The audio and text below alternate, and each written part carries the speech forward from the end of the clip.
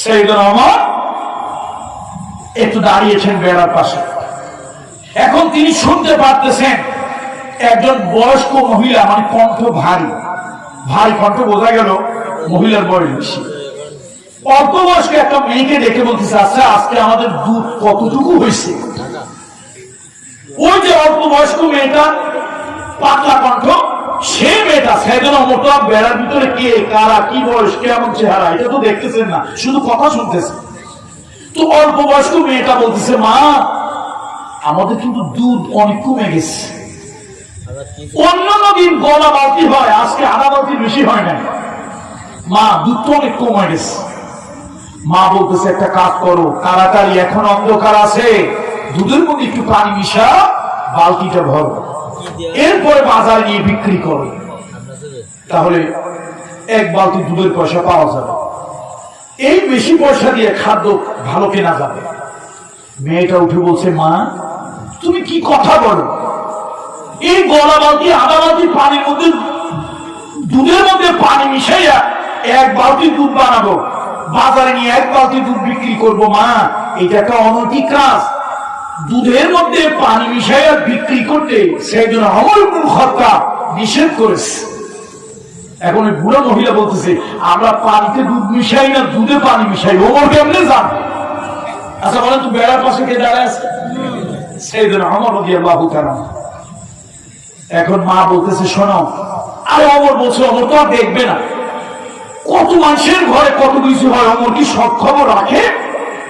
মেয়েটা উঠে বলছে, মা সাইয়েদনা ওমর নবীজির একজন সাহাবী, ও মা ওমর একজন মানুষ, প্রত্যেক বাড়ি বাড়ি গিয়ে প্রত্যেক ঘরে ঘরে তার পক্ষে চেক করা সম্ভব না।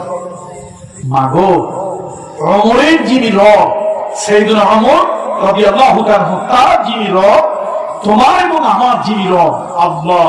ও মা তুমি কি কোরআন শরীফ পড়ো নাই? মা ওই কোরআনের মধ্যে আল্লাহ বলেছেন, ওয়া হুয়া আলা কুল্লি শাইইন শাহীদ। মা গো, আমি যদি দুধের মধ্যে পানি মিশাই, অনৈতিক কাজ করি, সাইয়েদনা ওমর দেখবে না, জানবে না, কিন্তু ওমরের রব, আমার রব, তোমার রব, তিনি তো জানবে। মা এরকম একটা গুনার কাজ আমি কেমনি করি? মা বলতেছে, আরে মেয়ে, তোমার বয়স টয়স হলে তুমি এত কিছু বুঝবা না। আরে আমরা কি বড় লোক হওয়ার জন্য, আমরা কি টাকা পয়সার মালিক হওয়ার জন্য করি? আমার কোনো স্বামী নাই, তোমার বাবা নাই, আমার আমরা একটা ছেলে নাই, তোমার কোনো ভাই নাই, আমরা দুজন মহিলা, এই দুটা পেট বাঁচানোর জন্য একটু গুনার কাজ করলে অসুবিধা হবে না। আল্লাহ তাআলা গফুর গফফার রহিম রহমান, এতটুকু পাপের কাজ করলে পেট বাঁচানো যায়, গরিব মানুষ, স্বামী নাই, ছেলে নাই, আল্লাহকে আমাকে মাফ করে দেবে। মেয়েটা উঠে বলছে, মা ও মা তুমি কি জানো না, আল্লাহ নবী, দ্বীনের নবী মুহাম্মদুর রাসূলুল্লাহ সাল্লাল্লাহু আলাইহি ওয়াসাল্লাম, যার কোনো গুনাহ ছিল না, যিনি কোনো পাপ করেন নাই, গুনাহ করেন নাই, যে নবীকে আল্লাহ মাসুম বেগুনাহ বলে ঘোষণা দিয়েছেন, সেই নবী সকাল বেলায় ফজরের নামাজ পড়ে কেঁদে কেঁদে আল্লাহর কাছে বলতেন, আল্লাহুম্মা হাসিবনি হিসাবান ইয়াসীরা, আল্লাহুম্মা আজরিনি মিনান নার। একটু বলেন না আমার সাথে আবেগ নিয়ে সবাই, আল্লাহুম্মা হাসিবনি হিসাবান ইয়াসীরা, আল্লাহুম্মা আজরিনি মিনান নার। আল্লাহ আমার জন্য হিসাব সহজ করে দিয়েন, আল্লাহ আমার জন্য হিসাব সহজ করে দিয়েন, আল্লাহ আপনার ওই কঠিন জাহান্নাম থেকে আমাকে পরিত্রাণ দিয়ে দিয়েন। ও মা, যেই নবীর গুনাহ নাই, যিনি ইমামুল আম্বিয়া, আশরাফুল আম্বিয়া, সাইয়্যিদুল আম্বিয়া, যিনি খাতামান নবিয়্যিন, যিনি শাফিউল মুজনাবিন, যিনি আল্লাহর বন্ধু, আল্লাহর হাবিব, ওই নবী সকাল বেলায় কেঁদে কেঁদে জাহান্নাম থেকে বাঁচার জন্য আল্লাহর আদালতে দাঁড়াতে হবে, আল্লাহর বিচারের মুখোমুখি দাঁড়াতে হবে, এই ভয় পেতেন, তিনি আল্লাহর কাছে পরিত্রাণ চাইতেন। মা আমি ছোট মানুষ, আমার ভয় লাগে, আমি আল্লাহর আদালতে দাঁড়াইতে পারবো না, আমি আল্লাহর জাহান্নামে যেতে পারবো না। ও মা, এই দুধের মধ্যে এক কাঁচরা পানি আমি মেশাতে পারবো না। এই গুনাহের কাজ, এই অনৈতিক কাজ আমি করতে পারবো না। মা গো, দুধ যত কম হোক বাজারে নিয়ে বিক্রি করব। ও মা, এক বালতি দুধের পয়সা দিয়া যত খাবার পাওয়া যেত, আমাদের দুজনের পেট ভরে যেত। এখন আধা বালতি দুধের পয়সা দিয়া খাবার যদি কম হয়, ও মা, তুমি বুড়ো মানুষ, পেট ভরে খাবে, আমি এক বেলায় খাবো, আরেক বেলায় না খেয়ে থাকবো, অর্ধাহারে অনাহারে থাকবো, পানি খেয়ে থাকবো। তারপরেও কিয়ামতে আল্লাহর আদালতে আমি আসামি হয়ে দাঁড়াতে পারবো না। আল্লাহকে আমার বড় ভয় লাগে। সাইয়েদুনা ওমর দাঁড়াতে পারলেন না। আমিরুল মুমিনিন খলিফাতুল মুসলিমিন ওমর রাদিয়াল্লাহু তাআলা দাঁড়াতে পারলেন না। তিনি দৌড়ায় চলে গেলেন বাড়িতে। বাড়িতে গিয়ে তার স্ত্রীকে ডাকলেন, ও আব্দুল্লাহর মা, ও আব্দুল্লাহর মা, কোথায় গেলেন? আব্দুল্লাহর মা, তোমার সন্তান, তোমার ছেলে ম্যাচিউরড হয়েছে, অ্যাডাল্ট হয়েছে, তোমার ছেলে সাবালক হয়েছে। ও আব্দুল্লাহর মা, তোমার ছেলে আব্দুল্লাহকে বিয়ে করানোর জন্য তুমি বিভিন্ন জায়গায় মেয়ে খুঁজতেছ। ও আব্দুল্লাহর মা, আমার কাছে একটা মেয়ের সন্ধান আছে। তুমি যদি চাও ওই মেয়েটাকে তোমার ঘরের বউ করে, পুত্রবধূ করে তুমি আনতে পারো, ওই মেয়েটার সংবাদ দিতে পারি। সাইয়েদুনা ওমরের স্ত্রী মনে মনে ভেবেছে, অর্ধ জাহানের খলিফা, 30 লক্ষ বর্গমাইল এরিয়ার খলিফা, নিশ্চয় বিশাল বড় কোন রাজ্য সাম্রাজ্যের মালিক, কোন খলিফার কন্যার সাথে বিবাহের চিন্তা করেছে। বলল, স্বামী গো, কার কন্যা, কি তার নাম, কি তার পরিচয়? সাইয়েদুনা ওমর বলল, শোনো, ওই মেয়ের বাপের নাম কি তা আমি জানি না, আর জানলেও হয়তো ওই নাম তুমি চিনবে না। দেওয়ার মতো কোন পরিচয় তাদের নাই, পরিচয় দিলেও তুমি চিনবে না। সাইয়েদুনা ওমরের স্ত্রী অবাক হলেন, বলেন, অবস্থা কেমন? কয়, অবস্থা কেমন তা জানি না, তবে আমার কাছে মনে হয়েছে যাদের ঘরের চাল ঠিক নাই, তাদের ঘরের চুলায় ঠিক মতো 3 বেলা আগুন জ্বলে না। এবার স্ত্রী অবাক হয়ে বলল, স্বামী, ও আল্লাহর নবীর সাহাবী, অর্ধ পৃথিবীর খলিফা ওমর ইবনুল খাত্তাব, যেই ঘরের চাল ঠিক নাই, যেই ঘরের চুলায় আগুন জ্বলে না, যেই ঘরের লোকের পরিচয় নাই, আপনার মতো অর্ধ পৃথিবীর খলিফা নন, সেই লোকের কন্যা আপনি কেন আপনার জন্য, আপনার ছেলের জন্য আনবেন?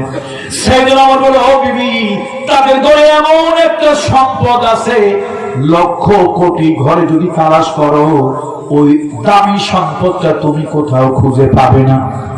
বিবি জিজ্ঞেস করলো, স্বামী, সে দামি সম্পদের নাম কি? বলল, আল্লাহর ভয়, আল্লাহর ভয়, আল্লাহর ভয়। ও বিবি, পৃথিবীর কোন মানুষ যদি সুন্দর করতে চাও, ভালো বানাতে চাও, মানুষের জীবন যদি অপরাধ মুক্ত বানাতে চাও, আল্লাহর ভয়, আল্লাহর ভয়, আল্লাহর ভয়, আল্লাহর ভয়, মৃত্যুর ভয়, কবরের ভয়, জাহান্নামের ভয়, কিয়ামতের ময়দানে জবাবদিহিতার ভয়। এই ভয়গুলি একটা কঠিন ডাকাতের মধ্যেও যদি ঢুকে যায়, ডাকাত ডাকাতি ছেড়ে দেবে। একজন খুনির মধ্যে যদি ঢুকে যায়, ওই খুনি একজন ভালো মানুষ হয়ে যাবে। দুনিয়া একজন খারাপ মানুষ, ওই খারাপ মানুষটার মধ্যেও যদি আল্লাহর ভয়, পরকালের ভয়, জবাবদিহিতার ভয়, জাহান্নামের ভয় যদি ঢুকায় দেওয়া যায়, তাহলে ওই দুনিয়ার খারাপ মানুষ অপরাধ ছেড়ে দিয়ে আল্লাহ ওয়ালায় পরিণত হয়ে যাবে। এবার সাইয়েদুনা ওমর তার সন্তানকে ডাকলেন। যেহেতু সন্তান সাবালক, সন্তান রাজি হলো, বিবি রাজি হলো। এবার সাইয়েদুনা ওমর একজন ঘটক পাঠালেন। কি বলেন আপনাদের এই উপজেলা, কি ঘটক না কি বলে? হ্যাঁ, ওই যে ম্যারেজ মিডিয়াতে করে, একজন ঘটক পাঠালো। ঘটকের কাছে বললো, শোনো মিয়া, তুমি গিয়ে বলবে না ওমরের ছেলে, তুমি যদি ওমরের কথা বলো, বুড়ি তো ভয়টা হাত ফিল করে ফেলবে। তুমি বলবা যে মক্কায় বাড়ি ছিল, খাত্তাবের পুত্র, তার নাম ওমর। এই লোকটার ছেলের জন্য তোমার মেয়ের বিবাহ প্রস্তাব দিছে। তুমি যদি মহিলা রাজি হও, সম্মানজনক ভাবে কোন যৌতুক ছাড়া। যৌতুক লাগবে না? যৌতুক লাগবে না? আপনারা না করবেন, আবার বিয়ে করবেন নাকি? যুবকেরা, অবিবাহিত লোকেরা খুব যৌতুক লাগবে না? আমার দেশের যুবকেরা পালসার মোটরসাইকেল না হলে, আমার দেশের যুবকেরা বিদেশের ভিসা না হলে, 2-2.5 লাখ টাকা না হলে, সুন্দরবনের পাশের মানুষ ট্রলার বানানোর জন্য টাকা না দিলে মেয়ে বিবাহ করতে চায় না। আর ছেলের বাপেরও, ছেলের মায়ও যদি মাশাআল্লাহ ছেলেটা একটু দেখতে শুনতে টাকরা টুকরা হয়, ভালো হয়, বল মাছের মতো হা করে। ছেলে যত ভালো, বাপ মার হা তত বড় হয়। টেলিভিশন চাই, পালসার মোটরসাইকেল চাই, এইটা চাই, ওইটা চাই, এত কিছু চাই। এগুলো হলো বেহায়া খয়রাতি। এগুলো কি যারা যৌতুক চায় ওরা কি বলেন তো? বেহায়া খয়রাতি। এই বেহায়া খয়রাতিদেরকে বলি, কুত্তার গোশত শুধু হারাম না, শুয়ারের গোশত শুধু হারাম না, দুনিয়া অনেক কিছু আছে হারাম। আপনারা শুয়ারের গোশত ঘৃণা করেন, কুত্তার গোশত ঘৃণা করেন, পায়খানার ঘৃণা করেন, কিন্তু সুদ ঘুষ ঘৃণা করেন না। আপনারা কখনো যৌতুককে ঘৃণা করেন না।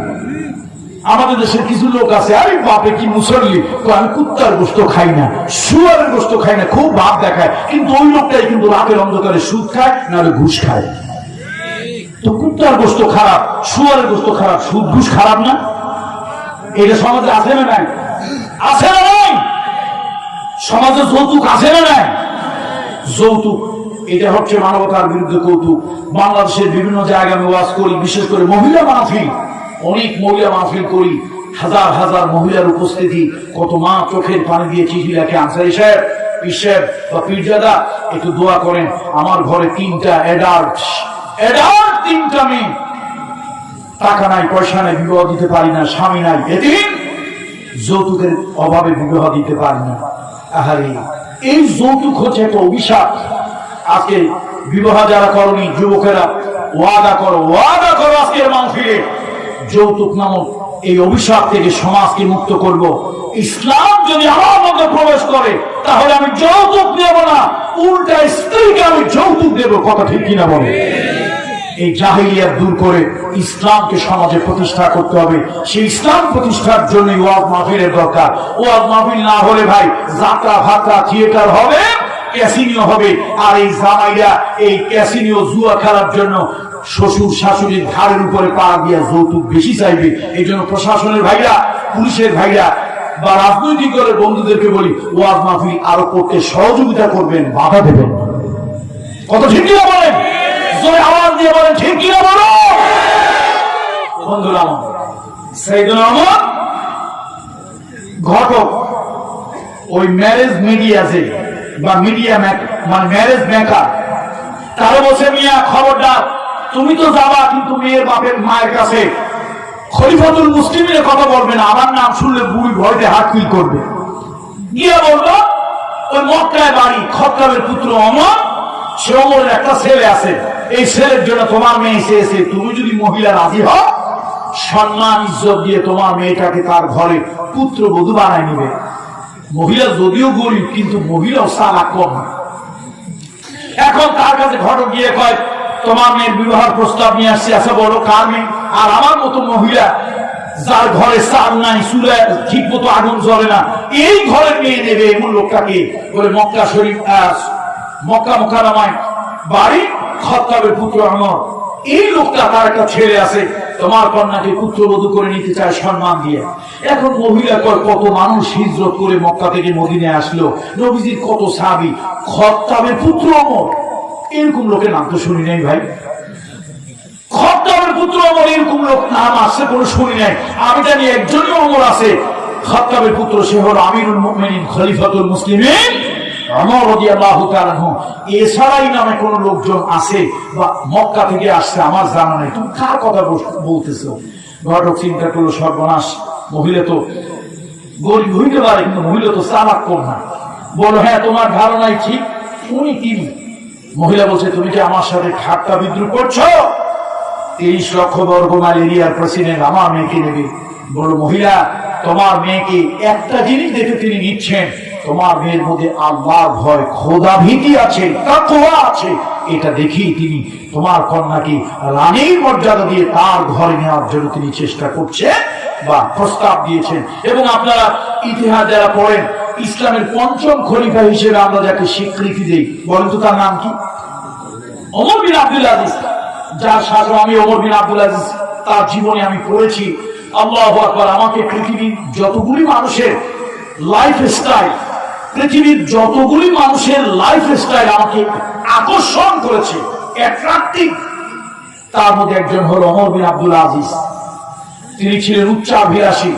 তিনি এত দামি পারফিউম নিতেন, এত দামি জামা ব্যবহার করতেন। একবার যে জামা ব্যবহার করতেন, একবার দুইবারে পরে সে জামা ব্যবহার করতেন না। তিনি এত দামি পারফিউম নিতেন, মানুষ অবাক হয়ে যেত। যে রাস্তা দিয়ে যেতেন, রাস্তায় লোকেরা চোখ বন্ধ করে বলতো ওমর বিন আব্দুল আজিজ এই রাস্তা দিয়ে গিয়েছে।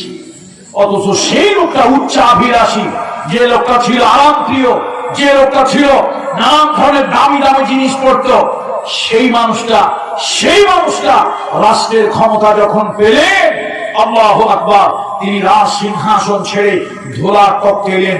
অর্ধাহারে অনাহারে থাকতেন। দেশের জনগণ কি খায় আমি জানি না, গোশত খাওয়া, দামি দামি বিস্কুট খাওয়া বন্ধ করে দিলেন। জয়তুনের তেলের মধ্যে তিনি মাঝে মাঝে একটু রুটি ভিজায় খেতেন, শুকনা রুটি খেতেন। তিনি এমন ন্যায় বিচার কায়েম করেছিলেন, সুবিচার কায়েম করেছিলেন। এক আল্লাহর ওলি, তিনি জঙ্গলের ভিতরে বসবাস করতেন। একজন আল্লাহর ওলি জঙ্গলের ভিতরে বসবাস করতেন। সিয়ামুন নাহারে কিয়ামুল লাইল, তিনি দিনভর রোজা রাখতেন, রাত জেগে জেগে ওই আল্লাহর ওলি ইবাদত বন্দেগী করতেন। আল্লাহর ওলি সকালবেলা উঠে লম্বা সূরা দিয়ে ফজরের নামাজ পড়তেন, নামাজ পড়ে উনি একটু তাসবিহ পড়তে বসতেন। জঙ্গলের মধ্যে যেখানে থাকেন, পাশে একটা জলাধার মানে একটা ডোবা, জঙ্গলের মধ্যে ডোবা, ওখানে পানি জমা হয়। প্রত্যেক দিন সকালবেলায় হরিণ, বাঘ, ভাল্লুক, বিভিন্ন প্রাণী এসে ওই জায়গা থেকে পানি খায়। আল্লাহর ওলি বসে বসে তাসবিহ পড়ে। উনি সকালবেলায় ফজরের নামাজ পড়লেন, তাসবিহ নিয়ে বসলেন, তাসবিহ পড়তেছেন, জপতেছেন। হঠাৎ উনি কেন যেন পড়লেন ইন্না লিল্লাহি, বলে না ইন্না লিল্লাহি ওয়া ইন্না ইলাইহি রাজিউন। আচ্ছা, এই দোয়াটা আমরা সাধারণত কোন সময় পড়ি? মানুষ, এটা মৃত্যুর দোয়া না। ওয়া ইযা আসাবাতহুম মুসিবাতুন ক্বালু ইন্না লিল্লাহি ওয়া ইন্না ইলাইহি রাজিউন। যে কোন বিপদ আসুক, একটু উস্কা খেয়ে পড়ছেন, ইন্না লিল্লাহি পড়বেন। একটু দুর্ঘটনা ঘটছে, ইন্না লিল্লাহি পড়বেন। ব্যথা পেয়েছেন, ইন্না লিল্লাহি পড়বেন। ব্যথা সংবাদ শুনেছেন, ইন্না লিল্লাহি পড়বেন। মানুষ মারা গিয়েছে, ইন্না লিল্লাহি পড়বেন। যে কোনো বিপদে আপদে বালা মুসিবতে এই ইন্না লিল্লাহি পড়বেন। বুঝে আছেন না? তবে জায়গা মতো পড়বেন, বেজায়গায় না। এক লোক নতুন ওয়াজ শুনতে আসছে, হুজুরও নতুন, শ্রোতাও নতুন। হুজুর ওয়াজ করছে, ভাই দোয়া পড়বেন, বেশি বেশি দোয়া পড়বেন, সব কাজে দোয়া পড়বেন। বেচারা বাড়ি গেছে, হঠাৎ মনে পড়ছে, আর হুজুর তো বলছে দোয়া পড়তে, তো দোয়া তো একটা পড়লেই হয়। বেচারা টয়লেটে ঢুকবে, চিন্তা করলো হুজুর তো বারবার বলছে দোয়া পড়তে, দোয়া না পড়লে তো ঠিক না, দোয়ার আমল শুরু করলাম। তো পায়খানায় ঢুকলো, দোয়া পড়তেছে বিসমিল্লাহি ওয়া আলা বারাকাতিল্লাহ। কি ভাই, দোয়া পড়ছে না? আর কথা কন না, আপনারা দোয়া পড়ছে না? তবে এই জায়গায় এই দোয়া পড়ছে, এটা ঠিক, কিন্তু জায়গা মতো পড়ে নাই। পড়া উচিত ছিল কি, আল্লাহুম্মা ইন্নী আউযু বিকা মিনাল খুবুসি ওয়াল খাবাইস। এক লোক বাজারে যাচ্ছে, পকেট ভর্তি টাকা। ভাই যান কই? কয় যে বাজারে যাই গরু কিনতে। লোকটা কয়, ভাই বলেন ইনশাআল্লাহ। নিয়ে রাখো টাকা আমার পকেটে, যাই বাজারে গরু কিনতে। ইনশাআল্লাহ বলবো কেন? কয় না ভাই, ভবিষ্যতের কোনো কথা হলে ইনশাআল্লাহ বলতে হবে। বেচারা ইনশাআল্লাহ বলে না, গেছে বাজারে, বহুত কষ্ট করে বিশাল বড় গরুর হাট, তন্ন করে খুঁজে গরু একটা পছন্দ হয়েছে। মাশাআল্লাহ, যেই না হাত দিছে টাকার থলের মধ্যে, দেখি টাকা নেই। কয় ভাই ইনশাআল্লাহ আমার টাকা চুরি হয়ে গেছে। ইনশাআল্লাহ কি হয়েছে ভাই? আচ্ছা, এখানে কি ইনশাআল্লাহ নাকি ইন্না লিল্লাহ? ইন্না লিল্লাহ। তো আসলে দোয়া পড়লেই হবে না, যে জায়গার যে দোয়া। বলতেছিলাম, আল্লাহর একজন বড় বুজুর্গ ওলি, এই পৃথিবীর মানুষের নানান ঝামেলা থেকে, এই পৃথিবীর মানুষের হানাহানি, কাটাকাটি, মারামারি, ক্ষমতার দ্বন্দ্ব, প্রতিহিংসা ইত্যাদি থেকে নিজেকে আড়াল করে রাখার জন্য এই বেচারা জঙ্গলের মধ্যে থাকেন, একটা ডেরা কুটির ঘর তুলেছেন, জঙ্গলের ফল পাড়ে, ফুল পাড়ে, পাতা পাড়ে, তাই দিয়ে খায়। ওই জঙ্গলের মধ্যে তিনি থাকে, আল্লাহ নামে তসবিহ পড়ে, আল্লাহ এই পৃথিবীর ফিতনা ফাসাদ থেকে আমারে বাঁচাও, দেশে দুনিয়া যে ফিতনা, আমার ইমান নিয়ে আমি কবরে যেতে পারি কিনা ঠিক নেই, ওই জায়গায় দোয়া কালাম পড়া। তো সকালবেলা ওই তাকে তসবিহ পড়তেছে, কি পড়লো হঠাৎ বলেন তো? ইন্না লিল্লাহি ওয়া ইন্না ইলাইহি রাজিউন। এখন সাথে ছিল একজন লোক, হুজুর আল্লাহর ওলি বুজুর্গ, এই ইন্না লিল্লাহ কেন পড়লেন? কয় বাবারে আমার কাছে মনে হইতেছে ওই ওমর বিন আব্দুল আজিজ নাই, মারা গেছে। আচ্ছা সেই যুগে মোবাইল হয় নাই, ওয়্যারলেস হয় নাই, টেলিফোন, টেলিগ্রাফ, ফ্যাক্স কোনো কিছু হয় নাই। এখন ওই সাথে লোকটা মনে মনে চিন্তা করে, মিয়া তুমিও জঙ্গলে আমিও জঙ্গলে, বুজুর্গি দেখা, কেমনে জানো তুমি ওমর বিন আব্দুল আজিজ মারা গেছে? তো বেচারা বললো, হুজুর আমার কিছু খাদ্য খাবার কিনতে হবে, আমি তো বাজারে যাই। ঠিক আছে যাও বাবা, আমি তো বাজারে যাবো না, এই ফলমূল দিয়ে আমার রিজিক চলবে। তো উদ্দেশ্য হলো বাজার যাবে, দেশ দুনিয়ার খোঁজ খবর নেব। ওই সুন্দরবনে হাঁটতে হাঁটতে হাঁটতে বনের পাশে বাজারে গেছে। বাজার গিয়ে দেখে মানুষের ভিতরে একটা প্রাণচাঞ্চল্যের ভাব, কানা ঘুষা, অন্যরকম একটা ভাব। গিয়ে একজনে বলো, ভাই ব্যাপার কি, মানুষের মধ্যে কেমন কেমন ভাব, কি হয়েছে? একটা লোক রাগ হয়ে কমিয়া, তুমি কি জঙ্গল থেকে আসছো? লোকটা কোথা থেকে আসছে ভাই? আসলে তো জঙ্গল থেকে আসছে। ভাই রাগ করো না, কি হয়েছে বলো। ভাই নিয়ে তুমি খবর জানো না, ওমর বিন আব্দুল আজিজ তো মারা গেছে। লোকটা পড়লো ইন্না লিল্লাহি ওয়া ইন্না ইলাইহি রাজিউন। এখন খটকা লাগছে কি লাগে না? এটা বলে না ভাই, খটকা লাগছে কি লাগে না? খটকা তো লাগছে। ওমর বিন আব্দুল আজিজ মারা গেল। উনি কি করলেন? প্রয়োজনীয় সামান কিনে জঙ্গলে চলে আসলেন। এসে দেখেন হুজুর তাসবিহ তালিম পড়ছে, কাজ তো নাই, জঙ্গলের মধ্যে থাকে, ফল ফুল পাড়ে, খায়, তাই দিয়ে চলে।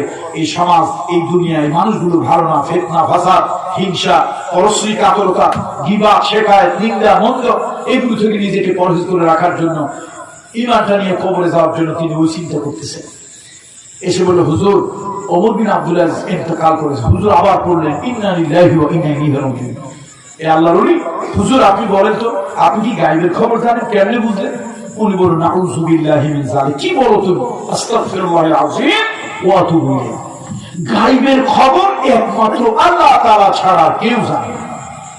তো আপনি জানলেন কেমনে, বুঝলেন কেমনে? বলল, শোনো, দেশের শাসক গোষ্ঠী, আল্লাহ নবী বলেছেন আন্নাসু আলা দীনি মুলুকিহিম, যে দেশের মধ্যে, যে রাষ্ট্রের মধ্যে ন্যায় বিচার সুবিচার হয়, ওই আদালতের ন্যায় বিচার সুবিচারের সুপ্রভাব জঙ্গলের মধ্যেও পড়ে। আমি প্রতিদিন ফজরে নামাজ পড়ি, এই জঙ্গলের ভিতরে ওই জায়গায় বাঘ পানি খাইতে আসে, নেকড়ে বাঘ, শিয়াল, হরিণ আসে, বান্দর আসে। আমি লক্ষ্য করি একজন যেন আরেকজনের উপরে অন্যায় ভাবে আক্রমণ করার সাহস পায় না, একজন যেন আরেকজনের উপরে চোখ রাঙানোর সাহস পায় না। আমি মনে মনে হাসি আর বলি, দেখো ওমর বিন আব্দুল আজিজের মতো একজন ন্যায়পরায়ণ মানুষ, একজন বিচারক, একজন শাসক আছে, এই কারণে তার সুপ্রভাব জঙ্গলেও আছে। আজকে সকালবেলা উঠে আমি দেখলাম জঙ্গলের প্রাণীগুলো যেন হিংস্র হয়ে গেছে। জঙ্গলের প্রাণীগুলো কে কার উপরে আক্রমণ করবে, কে কার উপরে প্রভুত্ব করবে, আমার মনের মধ্যে বারবার ধোঁকা দিচ্ছিল, ওয়াসওয়াসা লাগতেছিল। আমার মনের মধ্যে আশঙ্কা হচ্ছিল, জঙ্গলে এত বিশৃঙ্খলতা, না জানি সমাজে কি বিশৃঙ্খলতা, জঙ্গলে এত সন্ত্রাস, না জানি সমাজে কত সন্ত্রাস। নিশ্চয় আমার কাছে মনে হয় ওই সমাজই চালান ওমর বিন আব্দুল আজিজের মতো ন্যায়পরায়ণ বিচারক, ন্যায়পরায়ণ শাসক আর দুনিয়ায় না। আমি ওই আশঙ্কা করে, অনুমান করে আমি পড়েছিলাম ইন্না লিল্লাহি ওয়া ইন্না ইলাইহি রাজিউন। কিন্তু তোমার কথা আমার সে আশঙ্কাই সত্য হয়ে গেল। বলতেছিলাম ওমর রাদিয়াল্লাহু তাআলা এই যে মেয়েটাকে বিবাহ তার সন্তানের জন্য দিয়ে নিয়ে গেলেন, এই মেয়ের পরবর্তী বংশধরই হলো এই ওমর বিন আব্দুল আজিজ। আল্লাহু আকবার। বলতেছিলাম ভাইরা, কোন পদের আপনাদের জানো? ডাকো, ডাকবের ভাইদেরকে বলি, পর্দার আমার মা এবং বোনদেরকে বলি, মাগো পুলিশ দিয়ে মানুষ ভালো বানানো যাবে না, জেল দিয়ে মানুষ ভালো বানানো যাবে না, দুদকের ভয় দিয়ে মানুষ ভালো বানানো যাবে না। আসেন আমরা সমাজটাকে ভালো বানাতে চাই, মানুষগুলোকে ভালো বানাতে চাই। একটা মাত্র পদ্ধতি, আল্লাহ ভয়। কার ভয় বলুন? আল্লাহ ভয়। আল্লাহ ভয়, পরকালের ভয়, জবাবদেহিতার ভয়। এটা যদি ঢুকায় দেওয়া যায় তাহলে মানুষ ভালো হয়ে যাবে। সাইয়েদুনা আলী একটু বলেন না, ভক্তি শ্রদ্ধা নিয়ে পড়েন রাদিয়াল্লাহু তাআলা আনহু। সাইয়েদুনা আলী, একদিন লোকেরা তাকে জিজ্ঞেস করলো, আলী, সাইয়েদুনা আলী, আচ্ছা আপনি কি জানেন হাল আনতা তাআলা মা তাকওয়া? ও আলী, আপনি কি বলতে পারেন তাকওয়া কাকে বলে? সাইয়েদুনা আলী বললেন, হ্যাঁ আমি জানি। আল্লাহ নবীর কলিজার টুকরা, রাসূলুল্লাহর জামাতা, রাসূলুল্লাহর পারক পুত্র, এক সময় ছিলেন নবীজির চাচাতো ভাই। পরবর্তীতে মা খাদিজা এবং রাসূলুল্লাহ ওই ছোট্ট বাচ্চাটাকে লালন পালন করার জন্য আনলো। আল্লাহ নবী এক পাশে ঘুমায়, মা খাদিজা এক পাশে ঘুমায়, দুজনের মাঝখানে আলীকে নিয়ে ঘুমায়। সেই ছোট্ট আলী নিজেদের সন্তানের মতো লালন পালন করে বড় করলেন। উপযুক্ত হলো, সাবালক হলো, শরীয়তের হুকুম তার উপরে এলো। আরশ থেকে আল্লাহ জানিয়ে দিলেন, ও নবী, আপনি এবং আপনার বিবি খাদিজা যে আলীকে লালন পালন করেছেন সন্তানের মতো, আমি আল্লাহ আরশের ফয়সালা দিলাম, আপনার কন্যা খাতুনে জান্নাত, আপনার কন্যা খাতুনে জান্নাত সাইয়্যিদাতুন নিসা ফাতেমার সঙ্গে এই আলীর সঙ্গে আপনি বিবাহ দিয়ে দেন, আমি আল্লাহ আরশে আজিমে তা লিখে ফেলেছি। এই আলী রাদিয়াল্লাহু তাআলা এত বড় একজন সম্মানী মানুষ, রাসূলুল্লাহ এত বড় একজন ভালোবাসার মানুষ, তাকে জিজ্ঞেস করা হলো, আলী আপনি কি জানেন হাল আনতা তাআলাম মা তাকওয়া? তাকওয়া কাকে বলে আপনি কি জানেন? সাইয়েদুনা আলী বললেন, চারটা জিনিসের নাম হলো তাকওয়া। একটু দয়া করে আমার সাথে সবাই বলেন তো, কয়টা জিনিস? চার জিনিসের নাম। সাইয়েদুনা আলী চার জিনিসের নাম তাকওয়া বললেন। আত-তাকওয়া হিয়া খাউফুম মিনাল জালিল ওয়াল আমালু বিত-তানজিল ওয়াল কিনাআতু বিল কলিল ওয়াল ইসতি'দাদু লিয়াউমির রহিম। সাইয়েদুনা আলী বলেন, চার জিনিসের নাম তাকওয়া। প্রথমটা হলো আত-তাকওয়া হিয়া খাউফুম মিনাল জালিল, মহামহিম আল্লাহর ভয়, আল্লাহর ভয়, আল্লাহর ভয়। আল্লাহর ভয় মানুষকে পাল্টায় দিতে পারে, জাহান্নামের ভয় মানুষকে পাল্টায় দিতে পারে, কবরের ভয় মানুষকে পাল্টায় দিতে পারে। আল্লাহর কাছে জবাবদিহি করতে হবে, এই ভয় মানুষকে পাল্টায় দিতে পারে। সাইয়েদুনা আলী বললেন, চার জিনিসের নাম হলো তাকওয়া। প্রথম হলো খাউফুম মিনাল জালিল, মহামহিম আল্লাহর ভয়। দুই নম্বরে হলো ওয়াল আমালু বিত-তানজিল, কোরআন এবং হাদিস অনুযায়ী আমল করতে হবে। আল্লাহ যা অবতীর্ণ করেছেন সেই অনুযায়ী আমল। আমার বাপ কি করেছে, দাদা কি করেছে, ওই অনুযায়ী আমল নয়। আল্লাহ যা করেছে করতে বলেছে, রাসূলুল্লাহ যা করেছে এই অনুযায়ী আমল করা। রাগ করবেন না। ডাকপ উপজেলার আমার মুরব্বী বাবাজিরা যারা আছেন, আমার যুবক কলিজার টুকরা যুবকেরা যারা আছেন, পর্দার মা বোনরা আছেন, মা গো, মন যা চায় তার নাম ইসলাম না। তাহিরি যা বলে, গিয়াসউদ্দিন তাহিরি যা বলে তার নাম ইসলাম না। কোরআন হাদিস যা বলে তার নাম হলো ইসলাম। দেখেন না, শায়েখ আহমদুল্লাহর বিরুদ্ধে সে লাগছে। আর শায়েখ আহমদুল্লাহর মতো একজন আলেম, যদিও আমি তার দলের লোক নই, কিন্তু তিনি একজন নির্ভরযোগ্য আলেম, নির্ভরযোগ্য আলেম এবং কোরআন সুন্নাহপন্থী আলেম। শায়েখ আহমদুল্লাহ, আল্লাহ তাআলা তাকে যে ইলম দিয়েছে, জ্ঞান দিয়েছে, এবং তিনি মানুষকে সত্যের পথে নিরপেক্ষভাবে যেইভাবে আহ্বান করেন, তার এক দাঁতের ইলমও, কয় দাঁতের দাঁত? কয়টা? 32 দাঁতের এক দাঁতের ইলমও তো গিয়াসউদ্দিন তাহিরি। খালি ডিজে পার্টি করলেই হুজুর হওয়া যায় না, ডিজে নাচের জিকির করলেই হুজুর হওয়া যায় না। মনে রাখবেন, ডাকপ উপজেলার মানুষ, খুলনার মানুষ, এই পীরজাদা কামরুল ইসলাম সাহারি বা পীর সাহেব যাই বলেন, যদিও আমি পীর মুরিদি করি না, লোকে আমার পীর বলে, পীরের ছেলে তাই পীর। ভালো করে শুনে রাখেন, ভালো করে শুনে রাখেন, বাবা কি করেছে ওর নাম ইসলাম না, দাদা কি করেছে ওর নাম ইসলাম না, কোরআনে কি আছে আর হাদিসে কি আছে এর নাম ইসলাম। কোরআনে কি আছে, হাদিসে কি আছে, এর নাম ইসলাম। হে মুসলমান, মুসলমানের ঘরে জন্মগ্রহণ করলেই যদি মুসলমান হওয়া যায়, তাহলে আল্লাহ পয়গম্বর উলুল আযম পয়গম্বর নূহ ইসলামের ঘরে জন্মগ্রহণ করেছে, তার সন্তান এ নাম কিন্তু মুসলমান হতে পারেনি। আমার ডাকো উপজেলার পর্দালের মা যারা আছেন, মা গো ও মা, কোরআন শরীফের 66 নম্বর সূরা, সূরার নাম আত-তাহরিম, সূরার নাম আত-তাহরিম, 10 নম্বর আয়াত, 66 নম্বর সূরার 10 নম্বর আয়াত, যারাবাল্লাহু মাসালাল লিল্লাযিনা কাফারু ইমরাআতা নূহ ওয়া ইমরাআতা লূত। মাগো, নূহ আলাইহিস স্ত্রী ছিল। এই তাফসীরে মারিফুল কোরআন, এই উপমহাদেশের বিদগ্ধ একজন মুফাসসির আল্লামা মুফতি শফি রাহমাতুল্লাহ আলাইহি তার জগৎ বিখ্যাত তাফসীর মারিফুল কোরআনে লিখেছেন, নূহ আলাইহিস স্ত্রীর নাম ছিল ওয়ালিদা। স্ত্রীর নাম কি? ওয়ালিদা। সেই স্ত্রী আল্লাহর দ্বীন মানে নাই, নবীর ঘরে রইল, নবীর বিছানায় শুইল, নবীর খাবার খেলো, অথচ নবীর আদর্শ মানে নাই। নবীর কাছে কয়েকজন লোক এসে বলে, হে আল্লাহ নবী, হে আল্লাহ নবী, আপনি তাড়াতাড়ি এলাকা ছেড়ে চলে যান, as soon as possible, as early as possible এলাকা ছেড়ে চলে যান।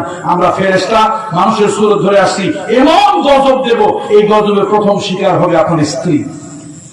কনজুগাল লাইফের পার্টনার, দাম্পত্য জীবনের সাথী, স্ত্রী হলো জীবনের অর্ধেক। চিন্তা করেন, সেই স্ত্রীর উপরে গজব আসবে, নবী ফিরাতে পারতেছে না, অথচ নবীর সাথে এক বিছানায় শুইল, নবীর খাবার খেলো, নবীর ঔরজাত সন্তান এই মহিলার গর্ভে হইল, মহিলা জাহান্নামে।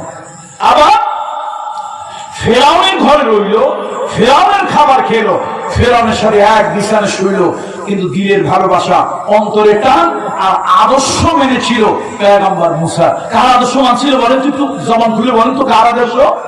মুসা ইসলামের আদর্শ মানার কারণে, মুসা নবীর কালেমা পড়ার কারণে এই নবী বেহেশতি হলেন, এই মহিলা বেহেশতি হলেন।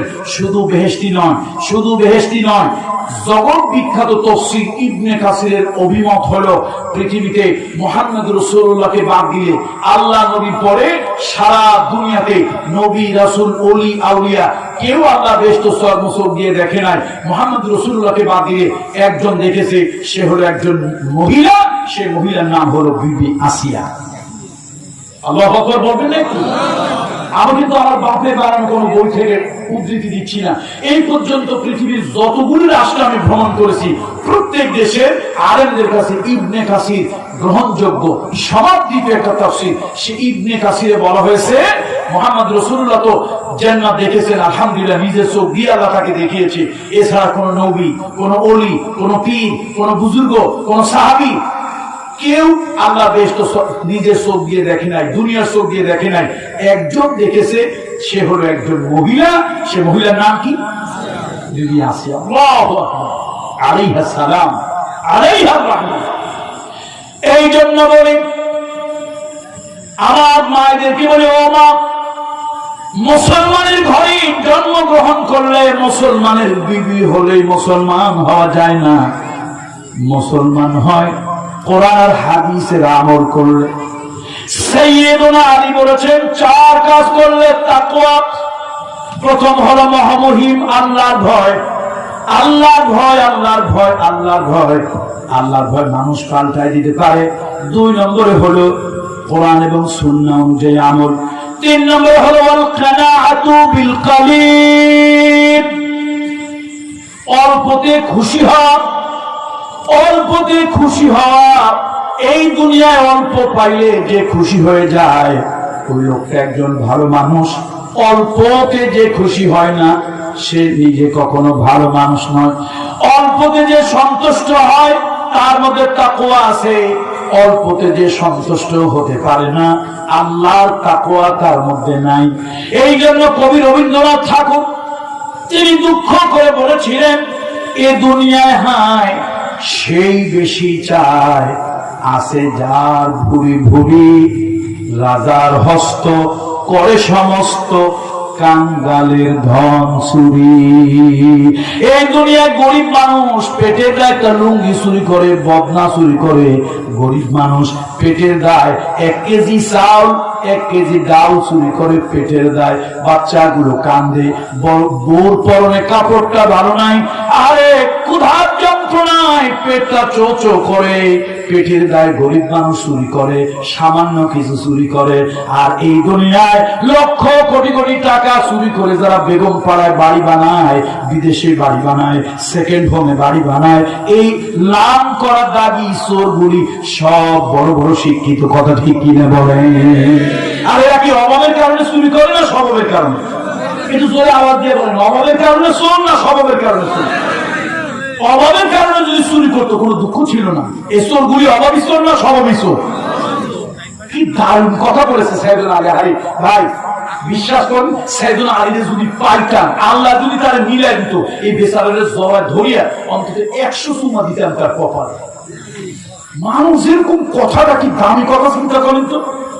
কয়দিন সে না তাকওয়া বলছে, আর তাকওয়া হিয়া খাউফুন মিনাল জালিল ওয়াল আমালু বিত-তানজিল ওয়াল কিনাআতু বিল কলিল ওয়াল ইস্তি'দাদু লিয়াউমির রাহিল। প্রথম হলো আল্লাহর ভয়, আল্লাহর ভয়। ও আমার ডাকো উপজেলার ভাইরা, ও মুরব্বী বাবাজিরা, ও যুবক বন্ধুরা, আল্লাহর ভয়, আল্লাহর ভয় আমাকে নেশা থেকে ফেরাতে পারে। আল্লাহর ভয় আমার খারাপ স্বভাব ভালো বানাতে পারে। জাহান্নামের ভয়, পরকালের ভয়, জবাবদিহিতার ভয়, কবরের ভয়, মৃত্যুর ভয় আমাকে ভালো বানায় দিতে পারে। আল্লাহর ভয়, মৃত্যুর ভয়, পরকালের ভয়, জাহান্নামের ভয়, জবাবদিহিতার ভয় যদি না থাকে, আমার সাথে পশুর সাথে কোনো পার্থক্য থাকবে না। কথা ঠিক কিনা বলো? তাহলে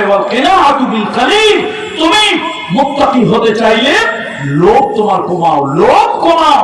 যার লোভ যত কম তার পাপ তত কম, যার লোভ যত বেশি তার পাপ তত বেশি।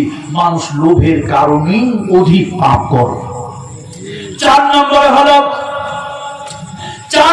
হলো আল ইস্তি'দাদু লিয়াউমির রাহিল। এই দুনিয়া থাকার জায়গা নয়, এই দুনিয়া দুদিনের মুসাফির খানা।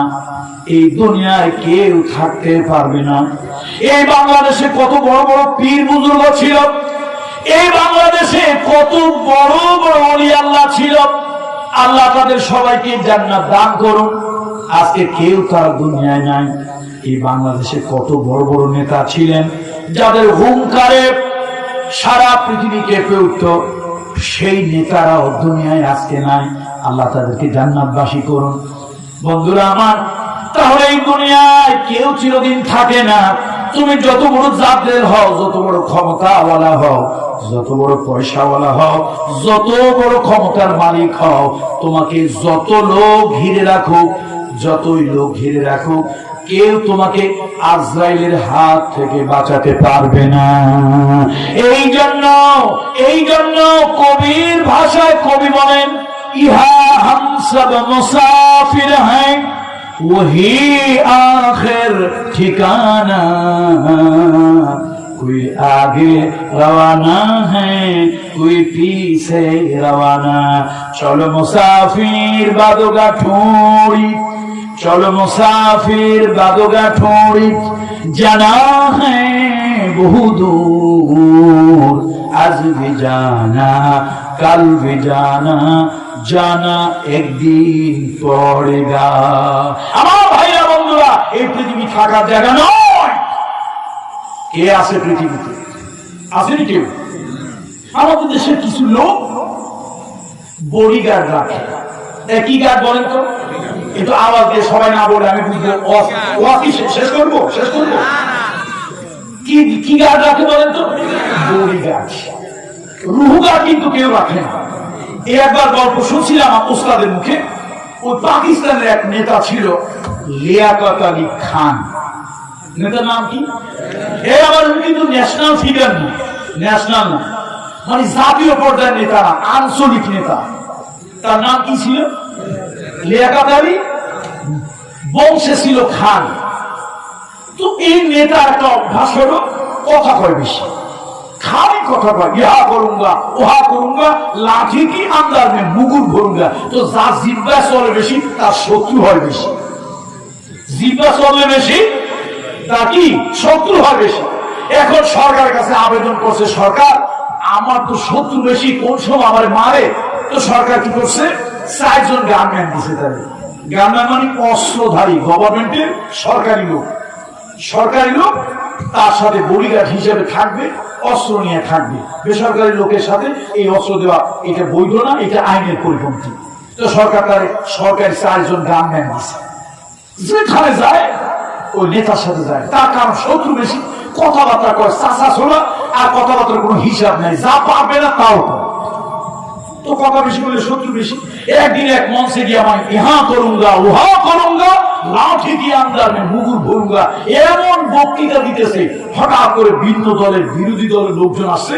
ঠাস ঠুস করিয়া গুলি মারছে বোমা মারছে পাবলিক তো সমানে দৌড়ায় মানুষের একটা হিউম্যান হ্যাবিট চরিত্র হলো আরেকজনের দৌড় দেখলে সে দৌড় দেয় আরেকজনের হাসি দেখলে সে হাসে আরেকজনের কান্না দেখলে নিজের কান্না আসে এটা একটা মানুষের হিউম্যান হ্যাবিট সাইকোলজিক্যাল একটা ম্যাটার মনস্তাত্ত্বিক কথা এখন যেই লোকেরা ভয়তে দৌড়তেছে আরেকজনের দেখা দেখি সেও দৌড়াচ্ছে একটা মাইল দৌড়ে ভাই দৌড়ে এলাম কেন তোর দৌড় দেখে না ভয়টা আমি দৌড়েছি আমি ইচ্ছে করে দৌড়েছি এখন একজন আরেকজন কয় ভাই দৌড়ে গেলাম তো আন্দাজের উপরে কি হইলো তা তো খোঁজ খবর রাখলাম না কয় ভাই তোরাও দৌড়ে আমিও ভয়তে দৌড়াই এখন একজন আরেকজনের ডাক দিছে ভাই আসো আমরা যে দৌড়ে গেলাম আওয়াজ হইলো কিসের আওয়াজ কি ফুটলো কে মরলো কে বাঁচলো কিছুই খোঁজ খবর নিলাম না খালি সমানে চোখ বন্ধ করে দৌড়ে গেলাম এবার একজন দুইজন 5 জন 10 জন 50 100 200 500 লোকেরা জড়ো হইলো সামনে আগায় এসে দেখে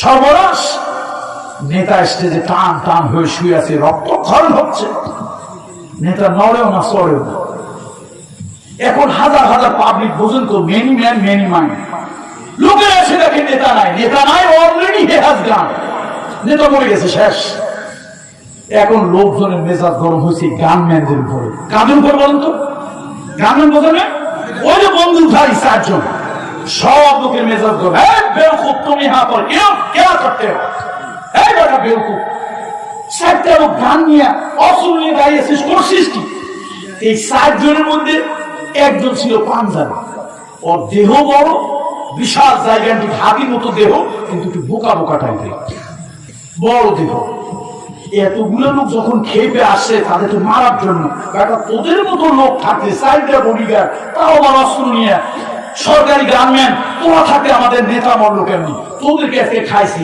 এখন 3 জন তো ভয় জড়ো সড়ো ওই লোকটা বড় দেহ কিন্তু সোজা সোজা টাইপের সে ওই ভয় দেখে মানুষের মায়ের মুখী অবস্থা দেখে সাপ মাই কে করুঙ্গা মাই তো সির্ফ বড়িটা গার্ড হো রুহু গাড়ি আর আপনারা যে এতগুলো মানুষ খেপলেন কি করবো আমরা তো বডিগার্ড বডি তো ঠিক আছে কিন্তু আমরা তো রুহু গার্ড না মাঝখান থেকে বেটা আজরাইল কি নিয়ে গেছে কথা বেটা পাবো মাঝখান থেকে বেটা আজরাইল কি নিয়ে গেছে তো আমরা কিসের গার্ড কথা কম আমরা কিসের গার্ড বডি আছে না নাই কি তো আমরা তো রুহু গার্ড না তো পৃথিবীতে মানুষ কোন গার্ড রাখে বলেন তো বডি গার্ড রাখে কোন গার্ড রাখে না রুহু গার্ড রাখতে পারেও না এটা অসম্ভব ইম্পসিবল সম্ভব না অসম্ভব আল্লাহ আল্লাহ আল্লাহু আকবার কোরআন কারীমের আয়াত সব বন্ধুদেরকে বলি যে যে দলের হন আপনি আমার বন্ধু আপনি আমার ভাই কোরআনের একটা আয়াত দিয়ে নসিহত করে যাই কুল্লু নাফসিন যায়িকাতুল মাউত আল্লাহ তাআলা বলতেছেন ইচ এন্ড এভরিবডি প্রত্যেককেই মরতে হবে আমির বলেন ফকির বলেন কালো বলেন ফর্সা বলেন ধনী বলেন গরিব বলেন নারী হোক পুরুষ হোক আমার মা খাদিজা নবীজি কি ভালোবাসতো তাকে আল্লাহু আকবার সে মা ইন্তেকাল করলেন নবীজির বুকের পাঁজর যেন ভেঙে গেল আল্লাহ নবী তার কবরের কাছে দাঁড়িয়ে আছে হুজুরের চোখ বেয়ে টকটক করে পান করতেছে জিবরাইল এসে বলে ইয়া রাসূলুল্লাহ রহমতের ফেরেশতারা কেঁদে ঝাঁঝার হয়ে যাচ্ছে আপনি এখান থেকে সরে যান কাঁদবেন না। নবীজি বলছে, শোনো, আমি তো কাঁদি না, মরা মানুষের জন্য আমি কাঁদি না, কিন্তু আমার খাদিজা আমার জন্য, দ্বীনের জন্য, ইসলামের জন্য যা করেছে আমি সব ভুলতে পারি, খাদিজাকে ভুলতে পারি না। ইন্নামা নিসাউ শাকাইকুর রিজাল, আমি তো আমার খাদিজার কথা ভুলতে পারি না, সে তো আমার জীবনের অর্ধাঙ্গিনী। জিবরাইল বলছে, ইয়া রাসূলুল্লাহ, আপনি চলে যান, খাদিজার কবরের যদি কোনো প্রশ্ন হয় জবাব দেওয়ার আগে আরশ আজিমের মালিক আল্লাহ নিজে দিয়ে দেবেন। মাগো, এই পৃথিবী থাকার জায়গা না মা।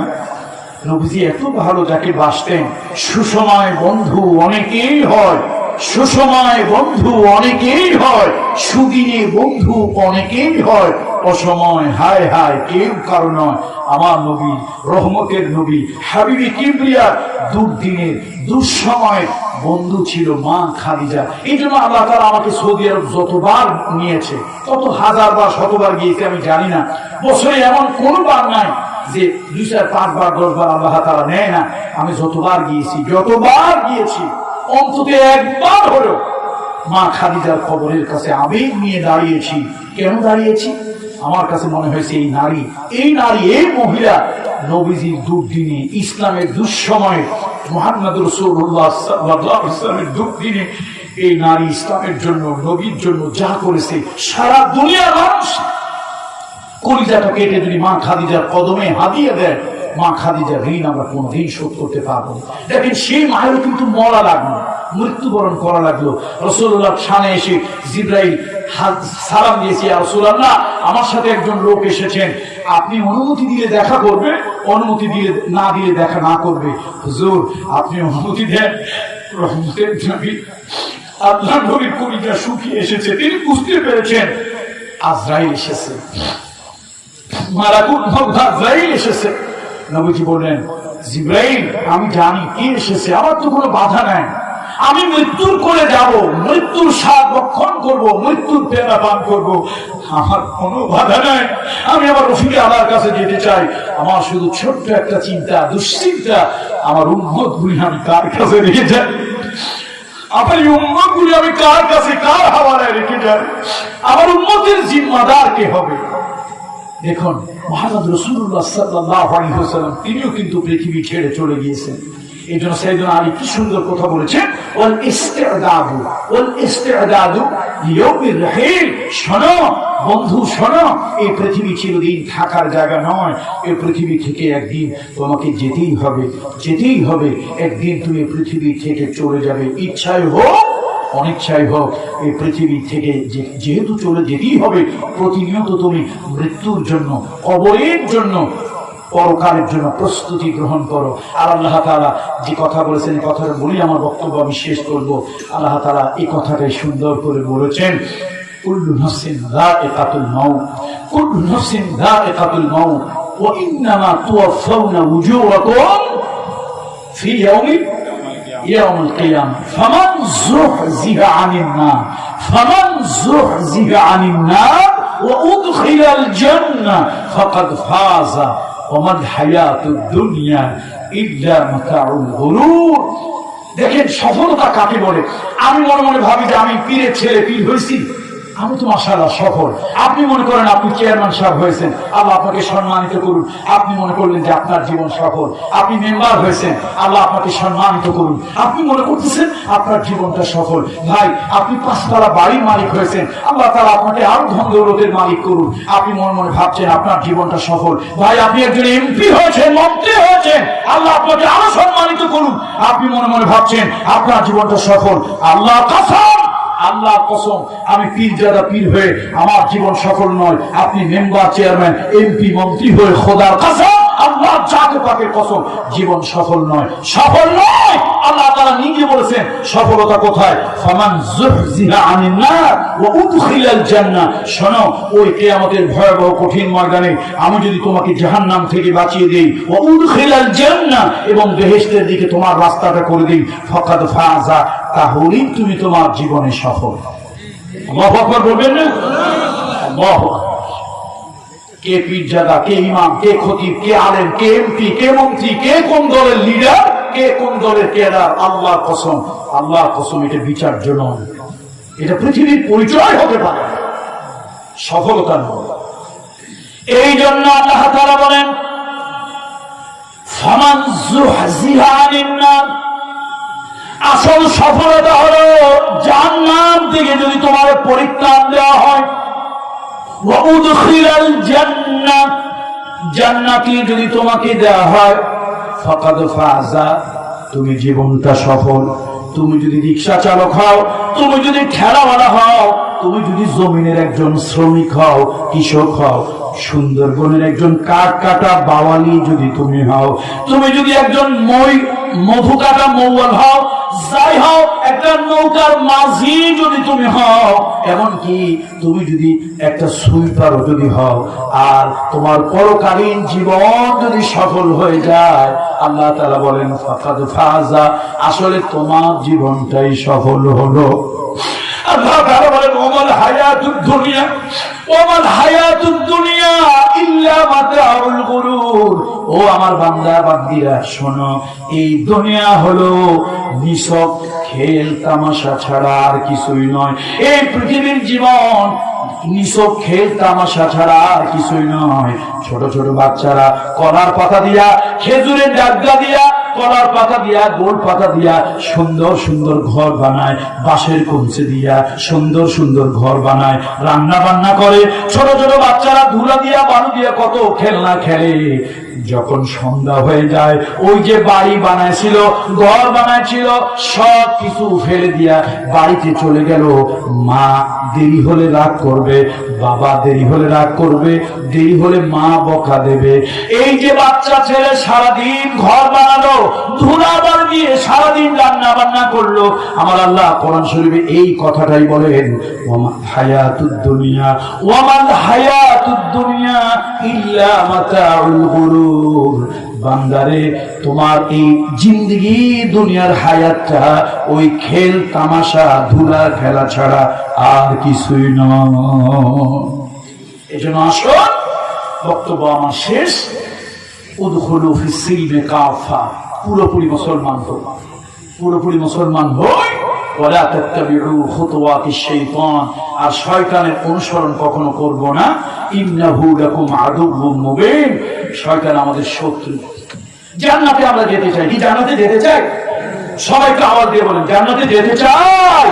জান্নাতে যদি যেতে চাই, জান্নাতের একটা রাস্তা আল্লাহ বলে দিয়েছে। আমি পিসের মানুষ, পীরজাদা মানুষ, আপনাদের ভাষায় হুজুর মানুষ, আলেম মানুষ, মৌলানা মানুষ। আমি যদিও নিজে কখনো কোথাও আমি দেখি না মৌলানা, লিখি না, আমি নিজেকে আল্লাহর একজন নগণ্য গোলাম বান্দা মনে করি। বন্ধুরা আমার, জান্নাতে যাওয়ার একটা মাত্র রাস্তা আল্লাহ বলে দিয়েছে, আমি আপনাদেরকে বলে দিচ্ছি। আল্লাহ বলে দিয়েছে, কোরআন শরীফের ভিতরে আল্লাহ বলে দিয়েছেন, আমরা আল্লাহর কাছে বারবার যারা নামাজ পড়ি, 24 ঘন্টায় 5 ওয়াক্ত নামাজ পড়ি, তাহাজ্জুদ পড়ি, তারাবি পড়ি, আবার আমরা বিতরের নামাজ পড়ি, নফল নামাজ পড়ি, আমরা নামাজের ভিতরে আল্লাহর কাছে সূরা ফাতিহা একটা জিনিস পড়ি। আমার সাথে সবাই পড়েন, ইহদিনাস সিরাতাল মুস্তাকিম। একটু আবেগ নিয়ে সবাই পড়েন, ইহদিনাস সিরাতাল মুস্তাকিম, ইহদিনাস সিরাতাল মুস্তাকিম। আল্লাহ জান্নাতে যাওয়ার রাস্তা আমাদেরকে দেখান। ও আল্লাহ, জান্নাতে যাওয়ার রাস্তাটা দেখান। ও আল্লাহ, জান্নাতে যাওয়ার রাস্তাটা আমাদেরকে বলে দেন। আল্লাহ কয়, বান্দারে বারবার চাও, বারবার চাও, সকালে বলো, বিকালে বলো, সন্ধ্যায় বলো। আমি আল্লাহ বোবা না, বয়রা না, কানা না, আমি আল্লাহ সব শুনি। জান্নাতের রাস্তা বারবার চাইলা, আমি একটা জান্নাতের রাস্তা দিয়ে দিলাম। ওয়া আ'বুদুনি হাযা সিরাতুম মুস্তাকিম। আমার সাথে সকলে আবেগ নিয়ে পড়েন, ওয়া আ'বুদুনি হাযা সিরাতুম মুস্তাকিম। বান্দারে, জান্নাতে যেতে চাও, নেতার গোলামি, নেত্রীর গোলামি, দলের গোলামি, নফসের গোলামি, পীরের গোলামি, ফকিরের গোলামি, বাজারের গোলামি, মাজারের গোলামি, দরগার গোলামি, মুসলমান হয়ে দুর্গার গোলামি, কোন গোলামি নয়। ও আনি'বুদুনি, আমারই গোলামি করো, দাসত্ব সত্য ইবাদত করো, হাদা সিরাতুল মুস্তাকিম, এটাই হলো জান্নাতে যাওয়ার একমাত্র রাস্তা। তাহলে কার গোলামি? কে বলেছেন? তাহলে আল্লাহর গোলামি কি আমরা করতে রাজি আছি ভাই? উদখুলু ফিস সিলমি কাফা ওয়া লা তাত্তাবিউ খুতুওয়াতিশ শাইতান ইন্নাহু লাকুম আদুউউম মুবিন। আল্লাহ তাআলা আপনাদের মাহফিলটাকে কবুল করুন।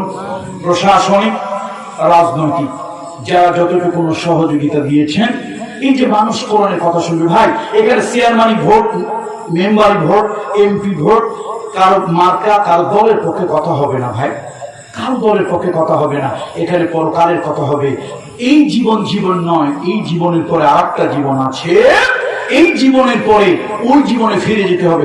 ওয়াজটা দিচ্ছেন কেন? এই ওয়াজ কমিটি কারা আছে ভালো করে শোনেন। আপনারা ওয়াজ কেন দিচ্ছেন? যদি নিয়তে গড়বড় থাকে 1 মিনিটে ঠিক করেন। ইন্নামাল আমালু বিন্নিয়াত। যদি নিয়তে কোনো গড়বড় থেকেই থাকে, তওবা দিলে দিলে তওবা করে ফেলেন, নিয়তে খালেস করেন। আখলিস দীনাকা ইয়াকফিকাল আমালুল কালিল। নিয়তে খালেস করেন। ইন্নামাল আমালুস সাওয়াবু বিন্নিয়াত, ইন্নামাল আমালুস সহিহাতু বিন্নিয়াত। নিয়ত খাঁটি করেন। এই ওয়াজটা দিয়েছেন শুধু আল্লাহ সন্তুষ্টির জন্য।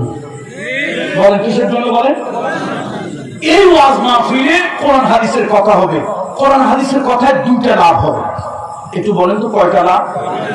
একটা হলো আমাদের দিলগুলি মরে গেছে কোরআন হাদিসের এই ওয়াজ দ্বারা, কোরআন হাদিসের তেলাওয়াত চর্চার দ্বারা আমাদের মুর্দা দিলগুলো জিন্দা হবে। আর একটা হলো অসংস্কার, কুসংস্কার এবং নানান ধরনের খারাপিতে আমাদের সমাজটা অন্ধকারে ছেয়ে গিয়েছে, অন্ধকারে ভরে গিয়েছে। এই অন্ধকার সমাজকে আলোকিত করার জন্য, কোরআন এবং হাদিসের আলো দিয়ে আলোকিত করার জন্য এই মাহফিল। সুতরাং নিয়ত যদি আপনাদের এদিক সেদিক থাকে, তওবা করে নিয়ত খালেজ করে ফেলেন। মনে মনে চিন্তা করবেন, এই আমরা মাহফিল দেব, কষ্ট করব, খাটাখাটি করব, বিশাল বড় বাজেট করে মাহফিল করতেছি, দুনিয়ার কোন উদ্দেশ্য নয়। উদ্দেশ্য হলো মুর্দা দিলগুলো জিন্দা হোক, অন্ধকার সমাজ কোরআন এবং হাদিসের আলোতে আলোকিত হোক। বলেন আল্লাহুম্মা আমিন।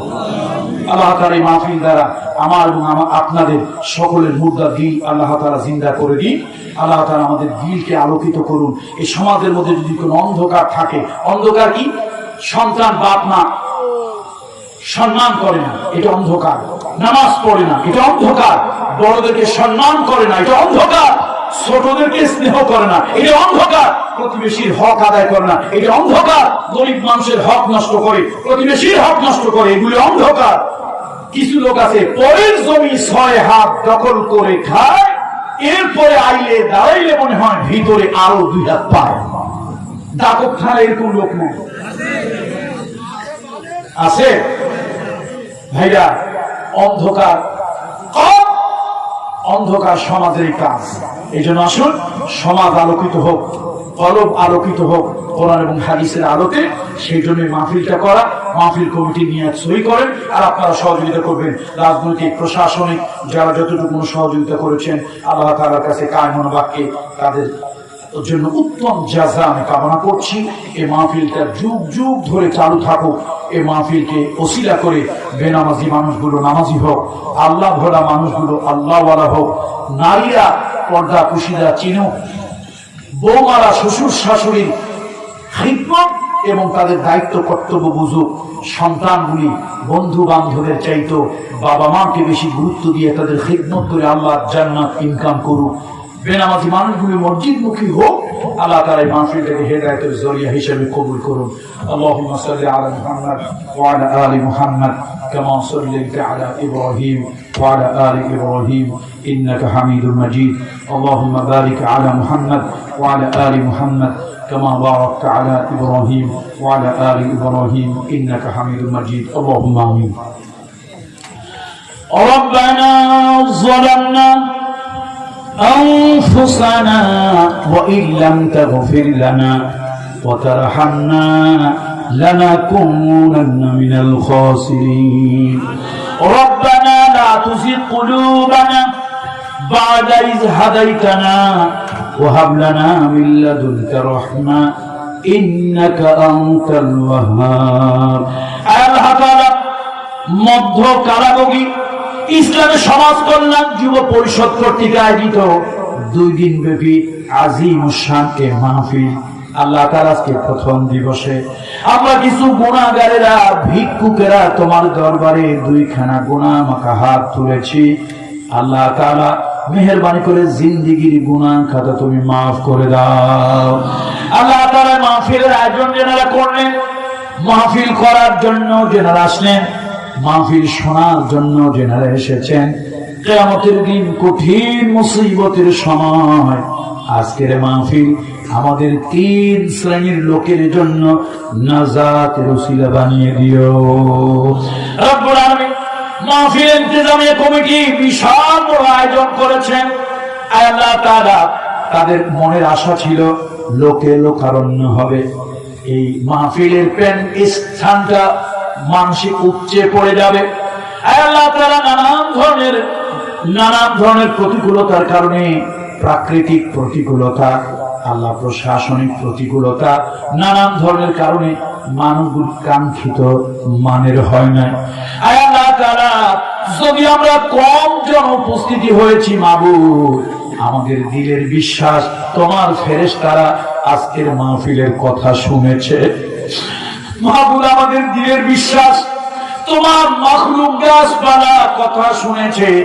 আল্লাহ এই মাহফিলে যা সওয়াব দিয়েছো, এই এলাকার সব মুর্দেগানদের কবরের আযাব তুমি মাফ করে দাও রব্বুল আলামিন। এই মাহফিলটা দুনিয়ার কোন উদ্দেশ্য করে আমরা দেই নাই। আল্লাহ তাআলা যদিও কারো দিলের মধ্যে কোন উদ্দেশ্য থাকে, আল্লাহ তুমি তার নিয়তকে খালেস করে দাও।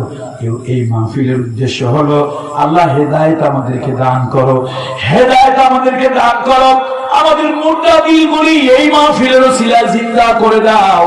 অন্ধকার সমাজ কোরআন আর হাদিসের নূর দিয়া অন্ধকার সমাজ আলোকিত করে দাও রব্বুল আলামিন। আমরা যারা হাত তুলেছি, আমাদের জনম দুঃখিনী মা, আমাদের গর্ভধারিণী মা, আমাদের আব্বা দুনিয়া থেকে যারা চলে গেছে, আল্লাহ তাআলা আব্বা আমার জিন্দেগির গুনাহ খাতা তুমি মাফ করে দাও। আল্লাহ তাআলা আব্বা আম্মা যাদের জীবিত আছে, আল্লাহ আব্বা আম্মার খিদমত করার তৌফিক দাও, আব্বা আম্মার সেবা করার তৌফিক দাও। আব্বা আম্মাকে ভালো রাখো। মৃত্যু যখন আসবে আব্বা আম্মাকে ঈমানের সাথে খাতিমা বিল খাইর নসিব করে দিও রব্বুল আলামিন। বৌমাদের আছে, শ্বশুর শাশুড়িকে খিদমত করার তৌফিক দিও। ও মালিক, তোমার নবী যুবকদেরকে বড় ভালোবেসেছেন, তোমার হাবিব যুবকদেরকে বড় ভালোবেসেছেন, রহমতের নবী যুবকদের বড় ভালোবেসেছেন। আজকে সেই যুবকরা, যুবক পরিষদ এই মাহফিলটার আয়োজন করেছে। আল্লাহ তাআলা এই কলিজার টুকরার যুবকদেরকে নামাজি বানিয়ে দাও। আল্লাহ সমাজে তাদেরকে উত্তম চরিত্রের মানুষ বানাও। আল্লাহ তাদের কারণে এই নষ্ট ভ্রষ্ট সমাজটা যেন ভালো হয়ে যায়, এই সমাজের মানুষগুলো যেন শান্তি পায়, এই সমাজের পশু পাখি কীট পতঙ্গ তাদের কারণে যেন আরাম আসান পায় রব্বুল আলামিন। আমার যুব সমাজকে মাদকের হাত থেকে বাঁচাও। আমার যুব সমাজকে 5 ওয়াক্ত নামাজি বানিয়ে দাও, 5 ওয়াক্ত নামাজি বানিয়ে দাও। সকল প্রকারের মাদকের করার গ্রাস, মাদকের সবল থেকে হেফাজত করো রব্বুল আলামিন। মাআজ মুআব্বাসকে যেমন তুমি কবুল করেছিলে, আল্লাহ সাদ বিন আবি ওয়াক্কাসকে যেমন তুমি কবুল করেছিলে, শেরে খোদা আলীকে তুমি যেরকম কবুল করেছিলে, আল্লাহ তাআলা আমার এই কলিজার টুকরা যুব সমাজ, আল্লাহ তাদেরকে দ্বীনের জন্য তেমনটি তুমি কবুল করে না রব্বুল আলামিন। মনের মধ্যে বড় ব্যথা, মনের মধ্যে বড় যন্ত্রণা। আবু জাহাল তোমার রাসূলকে দেখলো, আবু লাহাব তোমার রাসূলকে দেখলো, মক্কার জালিম কাফেররা তোমার হাবিবের গায়ে যারা পাথর মারলো, ওই জালিমেরা তোমার রাসূলকে দেখতে পেল, কিন্তু উম্মত হয়ে আমরা দেখতে পারলাম না রব্বুল আলামিন। তোমার কুদরতি কদম ধরে বলি আল্লাহ, তামাম জীবনের ভিতরে একদিনের জন্য হলেও, একবারের জন্য হলেও স্বপ্নের মধ্যে রাসূলুল্লাহর সঙ্গে একটু দেখা করা নসিব করে দিও। জীবনের তরে একবার হলেও স্বপ্নের মধ্যে রাসূলুল্লাহর সঙ্গে একটু দেখা করা নসিব করে দিও। আল্লাহ তাআলা এই সুন্দরবন এলাকার সাগর পাড়ের মানুষগুলি আল্লাহ তাআলা প্রকৃতিক সকল ধরনের দুর্যোগ বিপদ থেকে তাদেরকে আপনি হেফাজত করুন। সুবহান রাব্বিকা রাব্বিল ইজ্জাতি আম্মা ইয়াসিফুন ওয়া সালামুন আলাল মুরসালিন ওয়াল হামদুলিল্লাহি রাব্বিল আলামিন।